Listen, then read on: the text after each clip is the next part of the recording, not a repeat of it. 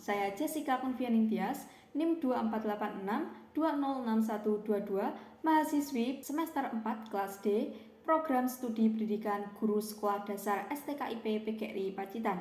Pada kesempatan kali ini, saya akan menyampaikan resume jurnal yang berjudul Inovasi Metode Pembelajaran Bahasa Indonesia di MI atau SD, Analisis Strategi dan Implementasinya sebagai salah satu syarat menempuh ujian akhir semester mata kuliah pembelajaran bahasa Indonesia kelas tinggi. Selanjutnya, saya akan memaparkan isi jurnal tersebut secara singkat. Jadi, yang pertama, identitas jurnal. Jurnal ini ditulis oleh Irma Noviana, Desi Elisha Putri, dan juga Husni Mubarok. Jurnal tersebut diterbitkan dalam Jurnal Edukasi Tematik, Jurnal Pendidikan Sekolah Dasar, volume 6 nomor 3 tahun 2025. Baik, selanjutnya yang kedua adalah latar belakang. Jadi penulis mengangkat penelitian ini karena melihat bahwa pembelajaran bahasa Indonesia di tingkat MI dan SD masih menghadapi berbagai permasalahan. Salah satu masalah yang paling banyak ditemukan adalah penggunaan metode pembelajaran yang masih berpusat pada guru. Kondisi tersebut membuat peserta didik cenderung pasif dan kurang memiliki kesempatan untuk mengembangkan kemampuan berpikir kritis maupun keterampilan berbahasa. Selain itu, pembelajaran yang terlalu berfokus pada teori dan hafalan membuat kemampuan menyimak, berbicara, membaca, dan menulis belum berkembang secara optimal. Di sisi lain, perkembangan teknologi dan penerapan kurikulum merdeka menuntut guru untuk menggunakan metode pembelajaran yang lebih inovatif serta mampu menyesuaikan kebutuhan peserta didik. Oleh karena itu, penulis memandang bahwa inovasi metode pembelajaran menjadi hal yang penting untuk dikaji. Kemudian yang ketiga adalah tujuan. Jadi, tujuan penelitian ini adalah untuk menganalisis berbagai inovasi metode pembelajaran bahasa Indonesia yang dapat diterapkan di jenjang MI dan SD. Selain itu, penelitian ini juga bertujuan untuk menunjukkan bahwa metode pembelajaran yang inovatif dapat meningkatkan kualitas pembelajaran, meningkatkan keterlibatan peserta didik, serta membantu guru memilih metode yang sesuai dengan karakteristik peserta didik dan perkembangan pendidikan saat ini. Selanjutnya adalah metodologi. Penelitian ini menggunakan pendekatan kualitatif deskriptif dengan metode Systematic Literature Review atau SLR.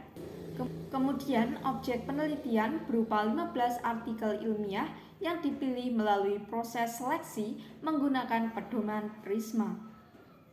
Data diperoleh dari berbagai artikel jurnal nasional maupun internasional yang ditelusuri melalui Google Scholar, Garuda, dan DOAJ.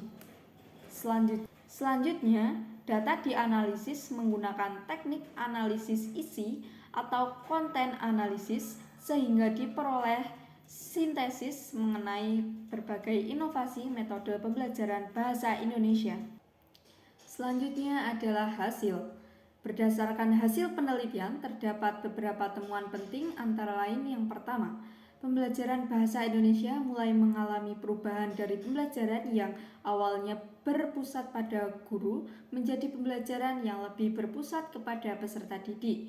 Kemudian yang kedua, metode yang banyak direkomendasikan antara lain Project Based Learning atau PJBL, kemudian Problem Based Learning atau PBL, dan juga storytelling, kemudian pembelajaran berbasis literasi digital, serta model pembelajaran kooperatif seperti Think Pair Share dan juga Jigsaw.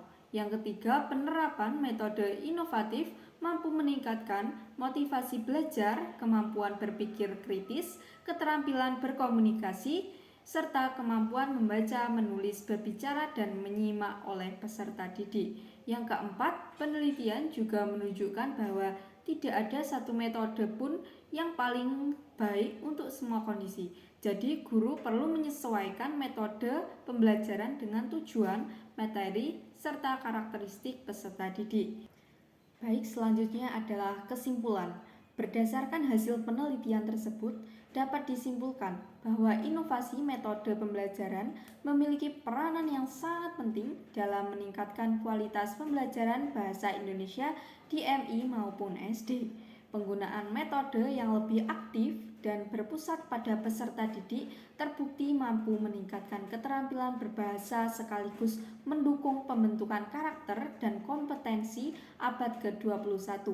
Oleh karena itu, guru perlu terus mengembangkan kemampuan dalam memilih dan menerapkan metode pembelajaran yang sesuai dengan perkembangan zaman dan kebutuhan peserta didik. Baik, selanjutnya adalah kelebihan dan kekurangan. Menurut saya, jurnal ini memiliki beberapa kelebihan. Pembahasannya disusun secara runtut sehingga mudah dipahami. Selain itu, topik yang diangkat juga sangat relevan dengan kondisi pendidikan saat ini dan didukung oleh referensi yang cukup baru. Saya juga memperoleh banyak sekali wawasan mengenai berbagai alternatif metode pembelajaran yang dapat diterapkan dalam pembelajaran bahasa Indonesia. Di sisi lain, menurut saya masih terdapat beberapa kekurangan. Penelitian ini masih belum menampilkan penerapan metode secara langsung di kelas karena menggunakan metode sistematik literatur review. Selain itu, pembahasan mengenai efektivitas setiap metode masih bersifat umum sehingga akan lebih menarik jika apabila disertai contoh implementasi nyata ataupun perbandingan hasil setiap metode. Demikian resume jurnal yang dapat saya sampaikan. Semoga hasil resume ini dapat menambah wawasan mengenai pentingnya inovasi metode pembelajaran bahasa Indonesia di jenjang MI dan SD. Terima kasih atas perhatiannya. Wabillahi taufiq wal hidayah, waridho wal inayah. Wassalamualaikum warahmatullahi wabarakatuh.